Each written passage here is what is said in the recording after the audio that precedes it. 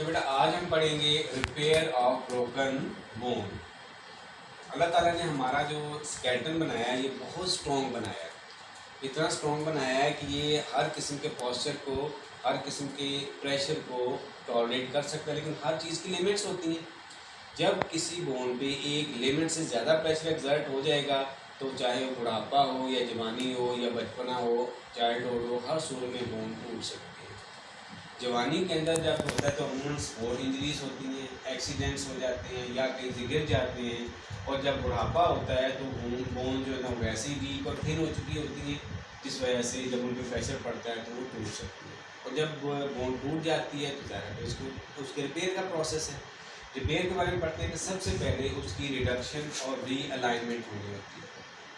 Reduction realignment में reduction जो है दो टाइप की है, क्लोज रिडक्शन और ओपन रिडक्शन।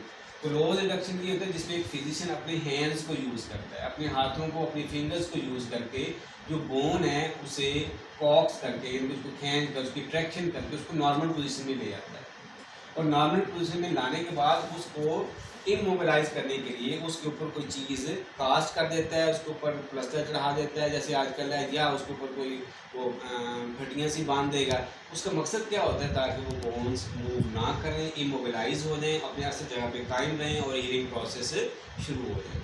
इसे कहते हैं क्लोज रिडक्शन। दूसरी है ओपन रिडक्शन। ओपन रिडक्शन में एक जो ऑर्थोपेडिक सर्जन होता है वो एक सर्जरी कर देता है, वो ऑपरेशन कर देता है, ऑपरेशन करके बोन को एक्सपोज कर देता है। एक्सपोज करके उस बोन को अपनी असल जगह पे लाकर पिन्स के ज़रिए, वायर्स के ज़रिए, प्लेट्स के ज़रिए, रॉड्स के ज़रिए, जो भी वहाँ पे एसेंशियल आइटम होगा जो ज़रूरत जिसकी होगी उसको वहाँ पे यूज़ करके बोन को इमोबिलाइज कर देता है, उसको मूव करने से रोक देता है, सिक्योर कर देता है कि बोन अपनी असल जगह पे रहे।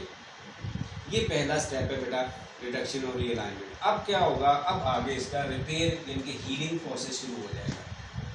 जब बोन असल जगह पे आ गई है तो अब उसका हीलिंग प्रोसेस शुरू होगा। और नॉर्मली हीलिंग प्रोसेस जो है ये 8 to 12 वीक्स लेता है, 8 से 12 हफ्ते में ये कंप्लीट हो जाएगा, 2 से 3 महीने में ये कंप्लीट हो जाता है। लेकिन it depends upon the 2 factor, 2 बातों पे डिपेंड कर रहा है। नंबर 1 कि बोन कौन सी टूटी है।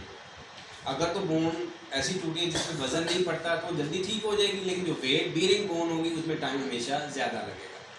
और नंबर 2 ये डिपेंड करता है कि एज कितनी है पेशेंट की। अगर तो यंग एज है तो क्योंकि ब्लड सर्कुलेशन बहुत अच्छी होती है यंग एज के अंदर, बचपन में और यंग एज में, जिस वजह से हीलिंग प्रोसेस बहुत तेज़ हो जाता है। तो जब बुढ़ापा आता है तो फिर क्योंकि सर्कुलेशन ही कम हो चुकी होती है, इस वजह से फिर उसका हीलिंग प्रोसेस भी ज़्यादा टाइम कंज्यूम करेगा।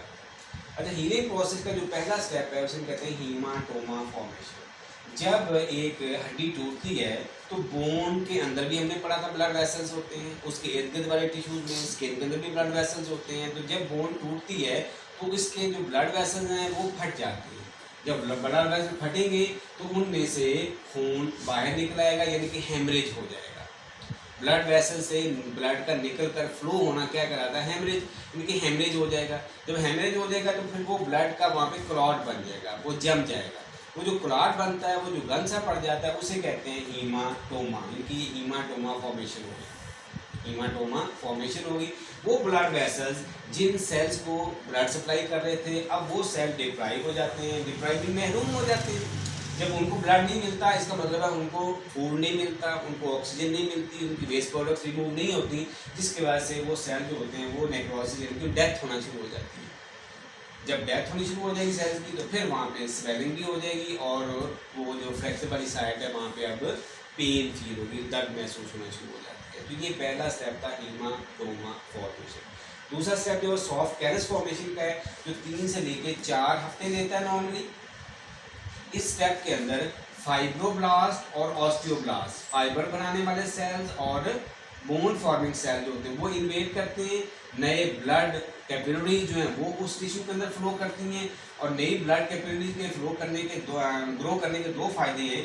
नंबर 1 तो उसमें जो वो क्लॉट बन गया था, जो गंद पड़ गया था, वो आहिस्ता आहिस्ता साफ होना शुरू हो जाता है। और नंबर 2 सेल्स को दोबारा से फूड और ऑक्सीजन वगैरह मिलनी शुरू हो जाती है और रिपेयर का प्रोसेस प्रॉपरली चल पड़ता है। तो वहाँ पे जो कच्चा जोड़ लगता है उसे कहते हैं सॉफ्ट कैलस फॉर्मेशन, और ये तकरीबन 3 से लेके 4 हफ्ते में ये प्रोसेस कंप्लीट होता है। तो अगला स्टेप है बेटा वो है बोनी कैलस फॉर्मेशन। बोनी कैलस फॉर्मेशन फर्दर 3 से लेकर 4 हफ्ते रहता है। अब इस प्रोसेस के दौरान, इस मरहले के दौरान जो वो सेल्स हैं, एक तो थे ऑस्टियोब्लास्ट, दूसरे थे फाइब्रोब्लास्ट। जो ऑस्टियोब्लास्ट हैं वो अभी तक इसमें इन्वेट करते रहते हैं, उसके साथ दूसरे सेल्स आ जाते हैं ऑस्टियोक्लास्ट। ऑस्टियोक्लास्ट कौन से थे? बोन डिजॉल्विंग सेल्स थे। ऑस्टियोब्लास्ट कौन से? बोन फॉर्मिंग सेल्स थे। तो जो बोन डिजॉल्विंग सेल्स हैं, जो पहले से टिश्यू बने उनको डिजॉल्व करके असल बोन के साथ आहिस्ता आहिस्ता रिप्लेस करते चले जाते हैं और अल्टीमेटली तकरीबन 3 से 4 हफ्ते में बोनी कैलस इनके कंफर्म जो बोन वाला स्ट्रक्चर है वो वहाँ पे बन जाता है और पक्का जोड़ जिसको हम कहते हैं वो लग जाता है। इसका मतलब क्या है कि हीलिंग प्रोसेस को शुरू हुए तकरीबन जब 2 महीने होते हैं तब हड्डी नॉर्मली जुड़ जाती है। लेकिन फिर मैं कहूँगा डिपेंडिंग अपॉन दी एज के और बोन कौन सी टूटी है, इन बातों के लिहाज से तकरीबन 2 महीने में वो जोड़ लग जाता है नॉर्मली। जब इस हड्डी को टूटे हुए महीनों गुजर जाते हैं, साल गुजर जाता है बेबी, तो फिर आखिरी स्टेप होता है रीमॉडलिंग का। एक हड्डी को रीमॉडल किया जाता है, उसकी आउटर सरफेस पे एक्स्ट्रा मटेरियल जो है वो डिपॉजिट किया जाता है या बाद बाद रिमूव किया जाता है। जब वो डिपोजिशन हो जाती है तो बिल्कुल बोन ऐसे ही हो जाती है जैसे कि ये कभी टूटी नहीं, as it has never been broken. क्योंकि जब स्टिमुलाई आते हैं तो बिल्कुल स्टिमुलाई को उसी तरीके से रिस्पॉन्ड कर रही होती है जैसे कि टूटने से पहले कर रही थी। स्टिमुलस को रिस्पॉन्स वैसे ही मिलता है जैसे टूटने से पहले मिल रहा था, तो बिल्कुल उसी तरह बिहेव करती है जैसे ये कभी टूटी ही नहीं है, अनब्रोकन बोन की तरह बिहेव करती है। तो ये था बेटा हीलिंग प्रोसेस इसका बोन का। तो पूरा जो क्वेश्चन है ये है रिपेयर ऑफ ब्रोकन बोन, जो एक बहुत इंपॉर्टेंट लॉन्ग क्वेश्चन है। ये था बेटा हमारा आज का लेक्चर। ओके, अल्लाह हाफिज़।